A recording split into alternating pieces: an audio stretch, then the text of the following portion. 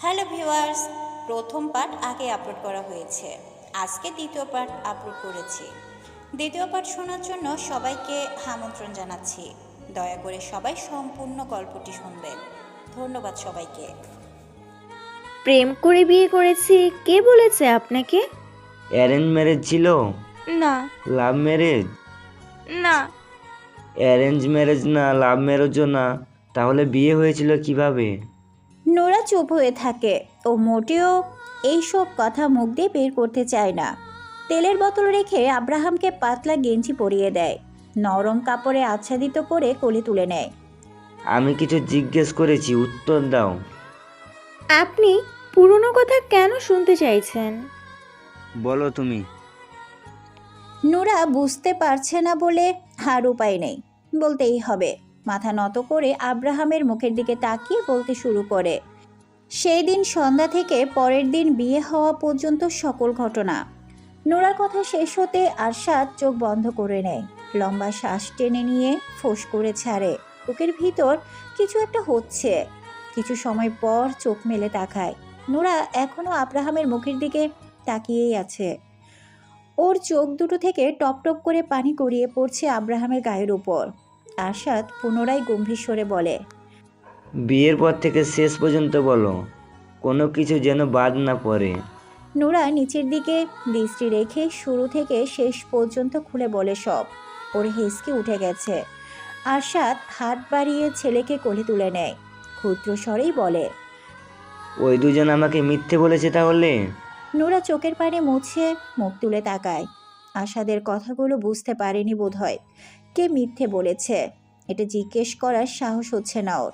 আরশাদ আবার বলে, তুমি মিথ্যে বলছো না তো আমাকে? নোরা দ্রুত দুদিকে মাথা নাড়ায়। আমি কিন্তু মিথ্যে একদম সহ্য করতে পারি না। খোঁজ নিয়ে যদি জানতে পারি তুমি আমাকে মিথ্যে বলেছো, তাহলে তোমার অবস্থা কি করব কল্পনাও করতে পারবে না। আমি মিথ্যে বলিনি আপনাকে। এত কিছু হওয়ার পরও তুমি কেন তোমার কাকার বাড়িতে ফিরে যাওনি? ফিরে যেতে চেয়েছিলাম, কিন্তু কাকা কাকি নিতে চাইনি। ঘাট থেকে নেমে যাওয়ার বোঝা আর ঘাড়ে তুলতে চাইনি। আমাকে আনিকের বাবা মায়ের সাথেই মানিয়ে নিয়ে থাকতে বলেছিল। যাও, মুখ ধুয়ে আসো। নোরা বিছানা থেকে নেমে বাথরুমে প্রবেশ করে। বাথরুমে প্রবেশ করেই শব্দ করে কেঁদে ওঠে। দ্রুত নিজের মুখ নিজেই চেপে ধরে কান্নার শব্দ বন্ধ করার জন্য। রুমে বসে থাকা আরশাদ নোরার কান্না স্পষ্ট শুনতে পেয়েছে। এতক্ষণ ওর সামনে বসে থাকায় কাঁদতে পারছিল না। বসা থেকে উঠে ছেলেকে কোলে নিয়ে রুম থেকে বেরিয়ে যায়। নোরা বাথরুম থেকে বেরিয়ে হাত মুখ মুছে নেয়। আরশাদ রুমে নেই এখন। বাথরুম থেকে বের হতে কি বেশি দেরি করে ফেলেছে? আরশাদ কি রাগারাগি করবে ওর উপর? মনে মনে ভয় পাচ্ছে নোরা। বিছানার দিকে আগাতে গলা খাকারি দিয়ে রুমে প্রবেশ করে একজন মেয়ে। কাচের ছোট গোল টেবিলের উপর ট্রে রেখে রুম থেকে বেরিয়ে যায়, খালি জগ দুটো হাতে নিয়ে। আরশাদ রুমে প্রবেশ করে।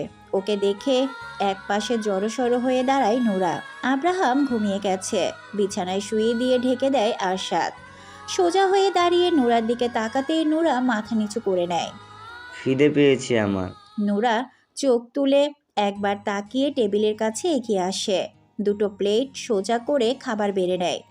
মেড নক করে অনুমতি নিয়ে রুমে প্রবেশ করে। পানির জগ দুটো রেখে চলে যায় সাথে সাথেই। আরশাদ চেয়ার টেনে বসে খাবার খাওয়ার জন্য। কাজের চাপে দুপুরে খাওয়ার সময় পায়নি, আর ওর খেতেও ইচ্ছে হয়নি। খেতে বসছো না কেন? দ্রুত চেয়ারে বসে পড়ে নোরা। প্লেটের দিকে দৃষ্টি রেখে খাওয়া শুরু করে। খাওয়ার ফাঁকে ফাঁকে আরশাদের কিছু লাগবে কিনা জিজ্ঞেস করে তুলে দেয় প্লেটে। খাওয়া শেষে আরশাদ রুম থেকে বেরিয়ে যায়। নোরা প্লেট বাটিগুলো গুছিয়ে রেখে বিছানায় এসে বসে। এখন ওর শুয়ে ঘুমাতে ইচ্ছে করছে। শরীর দুর্বল থাকায় অলসতা ভর করেছে খাওয়ার সাথে সাথেই। 10টার পর রুমে ফিরে আসে আরশাদ। বিছানার দিকে তাকাতেই দেখে নোরা ঘুমে দুলছে রীতিমতো। চোখ দুটো অনেক কষ্টে মেলে রেখেছে। দরজা লাগিয়ে ফ্রেশ হয়ে এসে পানি খায়। রুমের মেইন লাইট অফ করে ডিম লাইট অন করে তারপর বিছানায় না। উঠে বসে। আরশাদকে রুমে ফিরে আসতে দেখে নোরার ঘুমটুম সব পালিয়ে গেছে। আমার দিকে ঘুরে বসো। আরশাদের রাশবাড়ি গম্ভীর স্বর শুনে নুরার ভিতর পর্যন্ত কেঁপে ওঠে। এতটা গম্ভীর হয়ে কেউ কিভাবে কথা বলতে পারে? নোরা ঘুরে বসে। আরশাদ আব্রাহামের দিকে দেখিয়েই বলে, ওর নাম কি? আব্রাহাম চৌধুরী। ওর বাবার নাম? নোরা মুখ তুলে তাকায়। এমন অদ্ভুত প্রশ্নগুলো কেন করছে ওকে? ওর বাবার নাম কি? আরশাদ চৌধুরী। ওর মায়ের নাম? নোরা এবার আর কিছু বলতে পারে না। আব্রাহামের মায়ের নাম তো ওর জানাই নেই। ও তো শুধু আব্রাহাম আর আরশাদের নাম শুনেছিল, তাছাড়া আর কারোর নামই জানে না। এই বাড়ির আরশাদের বাবার নামটাও ভুলে গেছে। কিছু জিজ্ঞেস করেছি আমি। নোরা চুপ হয়ে থাকে।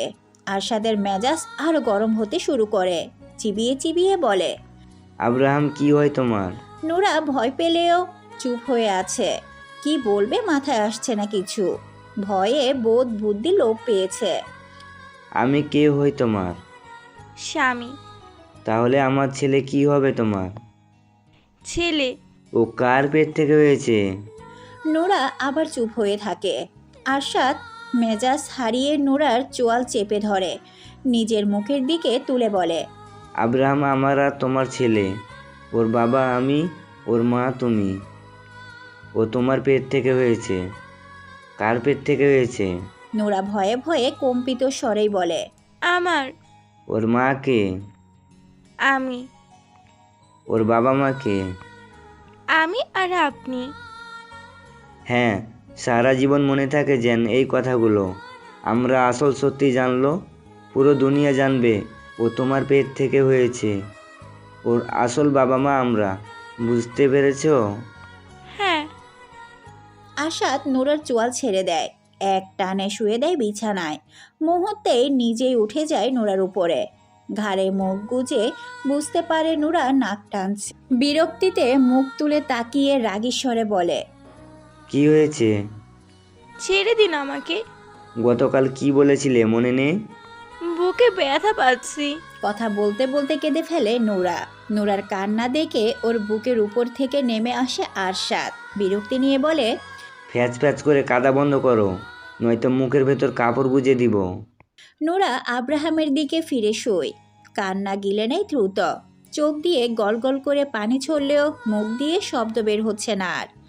একটু পর পর শুধু শরীর ঝাঁকি দিচ্ছে। আরশাদ রাগী স্বরে বলে, আমি ওই দিকে ফিরতে বলেছি। নোরা দ্রুত চিত হয়ে শুয়ে আবার। জড়িয়ে ধরো। নোরা আগের মতোই শুয়ে থাকে। আরশাদ আগের চেয়েও বেশি রেগে চিবিয়ে চিবিয়ে বলে, কি বলেছি কানে যাচ্ছে না? স্পেশালভাবে শোনাতে হবে? এক কথা কতবার বলতে হয়? নোরা আরশাদের শরীর ঘেঁষে এসে কাত হয়ে জড়িয়ে ধরে। আরশাদ নিজেও কাত হয়ে চার হাত পা দিয়ে পেঁচিয়ে ধরে নোরাকে। নোরা হ্যাংলা পাতলা দেহখানা আরশাদের বলিষ্ঠ দেহের অর্ধেকে। কথায় কথায় কান্না করা মানুষ আমার একদমই পছন্দ নয়। আমার সামনে কেঁদে কেঁদে আমার মেজাজ গরম করবেন না একদম। নোরা কিছু বলে না।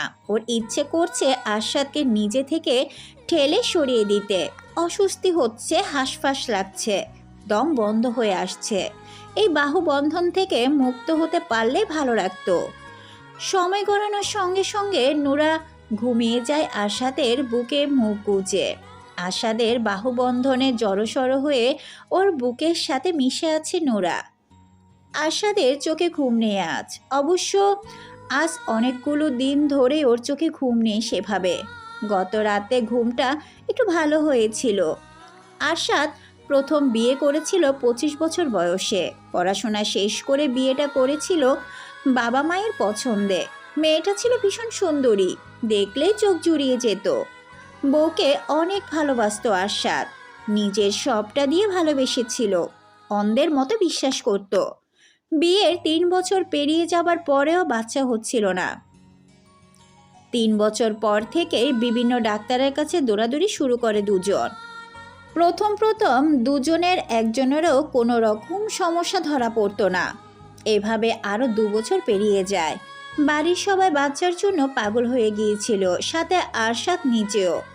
আবার পরীক্ষা নিরীক্ষা করার পর জানা যায় আরশাদ কোনোদিন বাবা হতে পারবে না।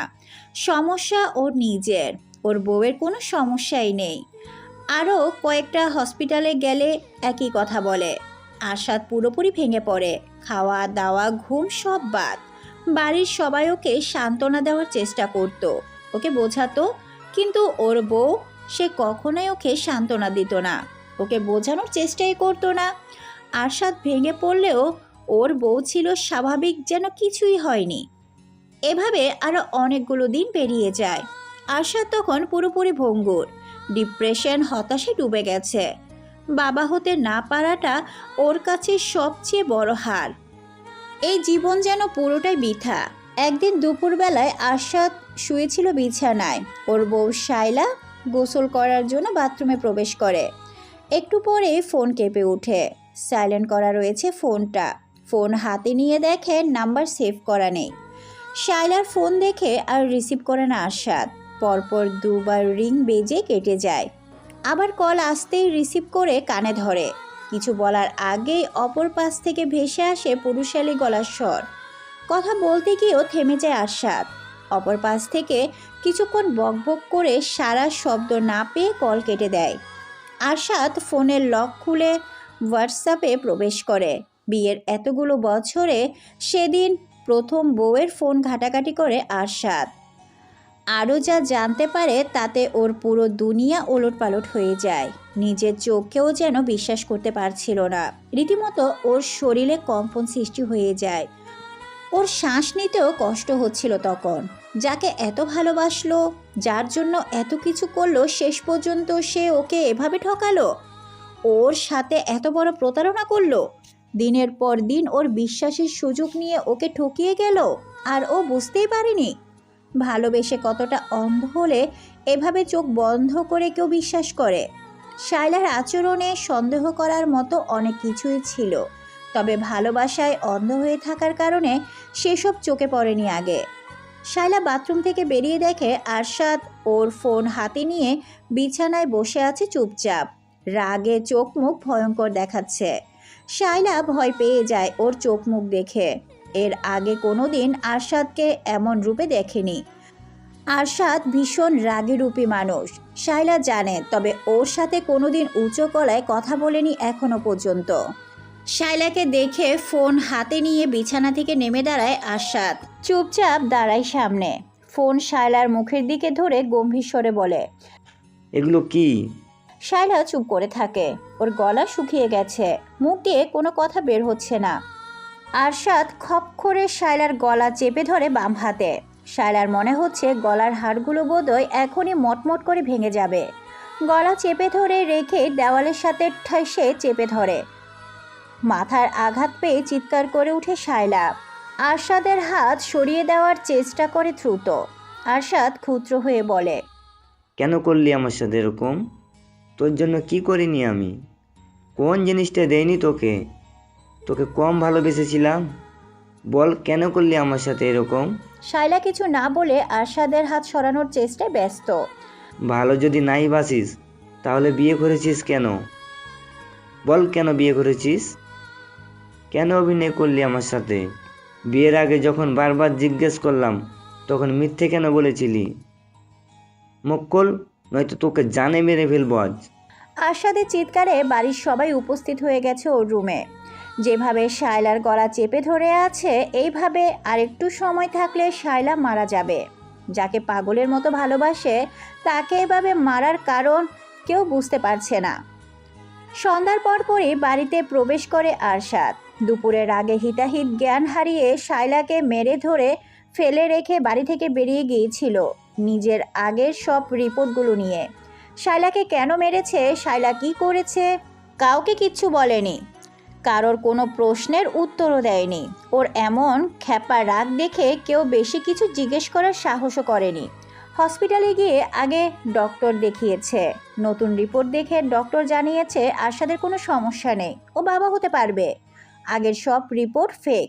হসপিটাল থেকে বেরিয়ে গিয়েছিল থানায়। যতজন ডক্টর এর আগে ওকে মিথ্যে বলেছিল আর ফেক রিপোর্ট বানিয়েছিল, প্রমাণ দেখিয়ে সকলের নামে মামলা করেছে। শায়লার নামেও মামলা করেছে। এই সব কিছু করতে করতে সন্ধ্যা হয়ে গেছে। বাড়িতে ফিরে দেখে শায়লার বাবা মা ভাই চলে এসেছে ওদের বাড়িতে।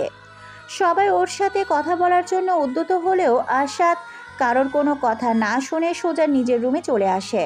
শায়লা শুয়েছিল বিছানায়। আরশাদের শক্ত হাত পায়ের মার খেয়ে অবস্থা খারাপ। আরশাদ শায়লার দিকে তাকিয়ে রাগে ফোঁসফোঁস করতে শুরু করে। হাতের রিপোর্টগুলো বিছানার উপর রেখে শায়লার চুলের মুঠি ধরে বিছানা থেকে টেনে নামাতে নামাতে বলে, তুই আমার বিছানায় শুয়ে আছিস কেন? বের হ আমার রুম থেকে, আর এই বাড়ি থেকে। তোর এই নোংরা আর গিরগিটি মার্কা চেহারা দেখাবি না আমাকে। আরশাদ, ব্যথা পাচ্ছি, চুল ছাড়ো আমার। শায়লার আর্তনাদ কান্না আরশাদের কানে পৌঁছায় না। রাগে যেন বধির হয়ে গেছে। থানা থেকে কিভাবে বাড়িতে ফিরেছে ও নিজেও জানে না। বল, তুই আমার সঙ্গে কেন নাটক করলি এতকাল? শায়লা ওর প্রশ্নের উত্তর দিচ্ছে না দেখে আবার গলা চেপে ধরে শক্ত করে। দম বন্ধ হয়ে যাবে তখন ছেড়ে দেয়। শায়লা দেওয়ালের সাথে ঘেঁষে বসে পড়ে গলা ধরে। আরশাদ শায়লার সামনে বসে দুই পায়ের উপর ভর করে। শায়লার মুখ দুই হাতে আগলে ধরে পাগলের মতো বলে, তুই কেন আমার সাথে এমন করলি? তোর কি ক্ষতি করেছিলাম আমি? তোকে কখনো কষ্ট দিয়েছি আমি? তোর কোনো চাওয়া অপূর্ণ রেখেছি? তোকে অযত্নে রেখেছি? কোন জিনিসের অভাব হয়েছিল বল? নিজের থেকেও বেশি ভালোবেসেছিলাম তোকে, আর তুই তার এই প্রতিদান দিলি? শায়লা চুপ করে থাকে। রাগে হিতাহিত জ্ঞান হারিয়ে শায়লার গালে ঠাটিয়ে চর বসিয়ে দেয় আরশাদ। আবার চর খেয়ে শায়লার নাক আর ঠোঁটের কোণ দিয়ে রক্ত বেরিয়ে আসে। শায়লার চুলের মুঠি ধরে আরও কয়েকটা চর লাগায় ঠাস ঠাস করে। গলা চেপে ধরে আবার। দেওয়ালের সাথে আবারও বাড়ি লাগে মাথায়। যার গায়ে ফুলের টোকাও লাগতে দেয়নি কখনো, আজ দুপুর থেকে নিজ হাতে তার গায়ে মারছে, লাথি দিচ্ছে। আরশাদ যেন নিজের নিয়ন্ত্রণ হারিয়ে ফেলেছে। প্রাণপ্রিয় স্ত্রীর কাছ থেকে এত বড় আঘাত পেয়ে কিছুতেই নিজেকে সামলাতে পারছে না। আরশাদের গর্জন আর শায়লার কান্না শুনে বাড়ির সবাই আবারও উপরে উঠে এসেছে।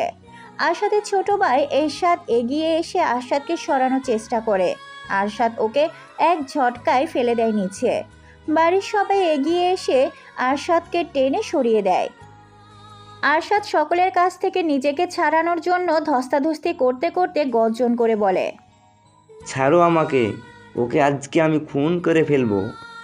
আরশাদের বাবা ছেলেকে শান্ত করার চেষ্টা করে বলেন, কি হয়েছে? তুমি এমন করছো কেন? শায়লা কি করেছে? এই মহিলা এতদিন ধরে আমাকে ঠকাচ্ছে। ওর ওপরে এক আর ভিতরে আরেক। ও অন্য এক ছেলেকে ভালোবাসে বিয়ের আগে থেকেই। এখনও সেই ছেলের সাথে পরকীয়া কন্টিনিউ করে রেখেছে। আমার কোনো সমস্যা নেই। এই নষ্ট মহিলা ডাক্তারদের আগেই টাকা খাইয়ে রাখতো। সেজন্য ডাক্তাররা ফেক রিপোর্ট বানাতো আর মিথ্যে বলতো। এজন্যই সব সময় ওর পরিচিত ডাক্তারদের কাছে যেতে চাইতো।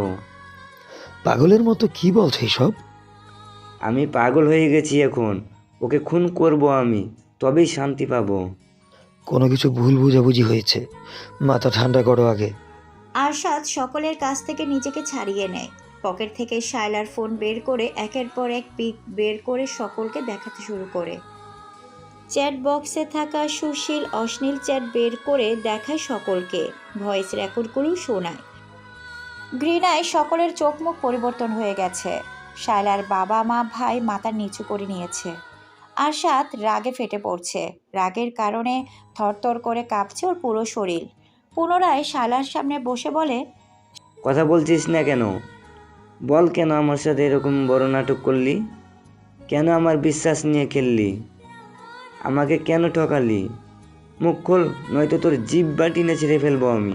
শায়লা কান্না করতে করতে নিচের দিকে তাকিয়ে বলতে শুরু করে, আমি বিয়ের আগে থেকেই নিশানকে ভালোবাসি। আমাদের বিয়ের 1 মাস আগে ওর সাথে ব্রেকআপ হয়ে যায়। তাই জেদের বসে আমি বিয়েতে আর অমত করিনি। সব কিছু ঠিকঠাকই চলছিল। আমাদের বিয়ের 2 বছর পর নিশানের সাথে যোগাযোগ হয় আবার। নিশান নিজে থেকেই যোগাযোগ করেছিল। ও আমার লাইফে ফিরতে চাইছিল আবার। আমিও কেন যেন না করতে পারিনি।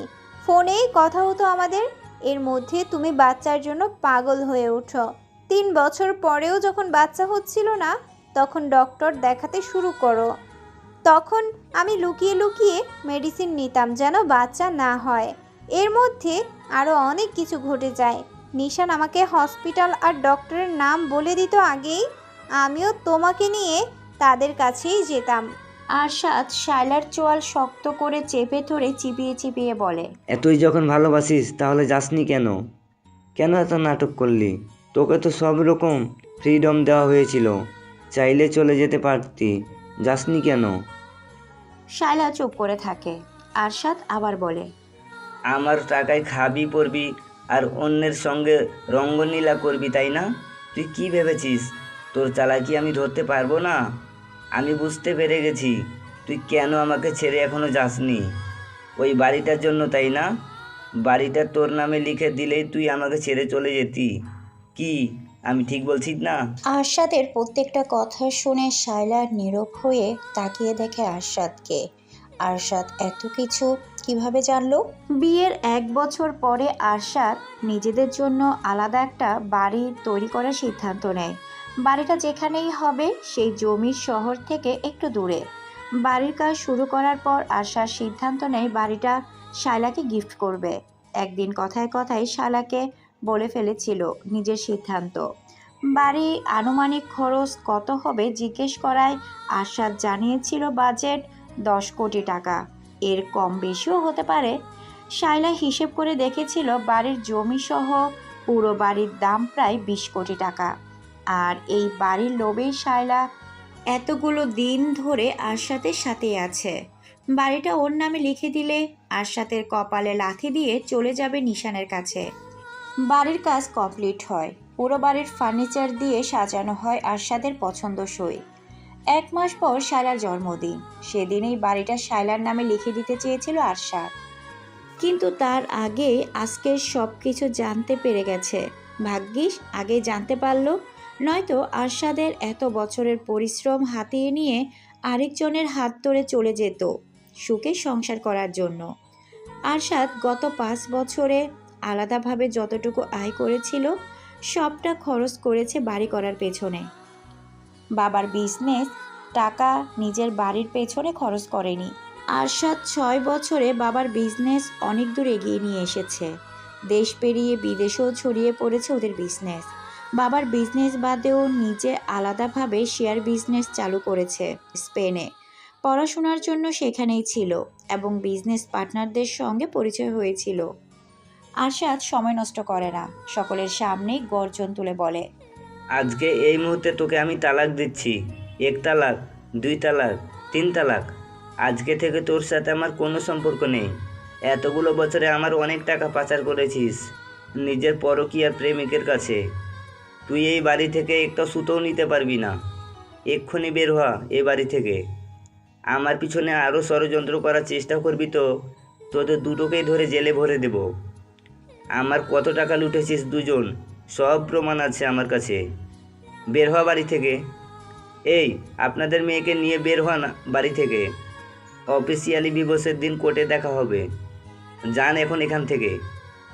এই নষ্ট মহিলা, বের হওয়া আমার রুম থেকে। শায়লার ভাই রাগে অপমানে তেড়ে এসে শায়লাকে মেরে ধরে ধূপধাপ শব্দ তুলে বেরিয়ে যায় রুম থেকে। ওর ইচ্ছে করছে শায়লাকে এখানে জবাই করে রেখে যেতে। শায়লার বাবা কোনো কথা না বলে কটকট করে হেঁটে বেরিয়ে যায় রুম থেকে। শায়লার মা বেরিয়ে যেতে নিলে আরশাদ রেগে ওনার দিকে তাকিয়ে বলে, কি বলেছি শুনতে পাননি? আপনাদের মেয়েকে নিয়ে যান, নয়তো ওকে খুন করব আমি। খুন করেই ফেলো, একে আমি আমার বাড়িতে নেব না। এই দিন দেখার আগে কেন আমার মরণ হলো না? আরশাদ শায়লার হাত ধরে টেনে নিয়ে রুম থেকে বের হয়। ওর বড় বড় কদমের সাথে পেরে উঠছে না শায়লা। আরশাদ এক প্রকার ওকে টেনে হিসড়ে নিচে নামাচ্ছে। বাড়ি থেকে বেরিয়ে রাস্তায় ছুঁড়ে ফেলে এক প্রকার একদলা থুতু দিয়ে মুখের উপর গেট লাগিয়ে দেয়। উল্টো ঘুরে সোজা নিজের রুমে চলে আসে। দরজা লাগিয়ে স্থির হয়ে দাঁড়ায়। বুকের ভিতর যন্ত্রণায় ফেটে যাচ্ছে, শ্বাস বন্ধ হয়ে আসছে। কাকে এত ভালোবাসলো এতকাল? কাকে নিয়ে রোজ স্বপ্ন দেখত? কাকে ভালো লাগার জন্য দিনরাত পরিশ্রম করত? কার জন্য এত কিছু করেছে? একজন বিশ্বাসঘাতক, স্বার্থপর, লোভী, নষ্ট মহিলার জন্য এত কিছু করলো এতকাল। একসাথে থেকেও কেন এতকাল কিছু বুঝতে পারলো না? ভালোবাসার এতটাই অন্ধ হয়ে গিয়েছিল যে শায়লাকে নিয়ে অমন কিছু ভাবার দুঃসাহস করতো না আশাদ। প্রাণপ্রিয় স্ত্রী, আহা কি করেনি এই মেয়ের জন্য! যখন যা চেয়েছে সব দিয়েছে, যেভাবেই হোক। যখন যা করতে চেয়েছে তাই করতে দিয়েছে, সব রকম ফ্রিডম দিয়েছিল।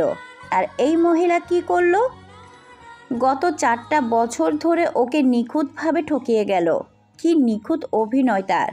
ওই মায়াবী চেহারায় এত নিখুঁত অভিনয় কিভাবে লুকিয়ে রাখতো? আসলে কি ওই চেহারাই মায়াবী ছিল?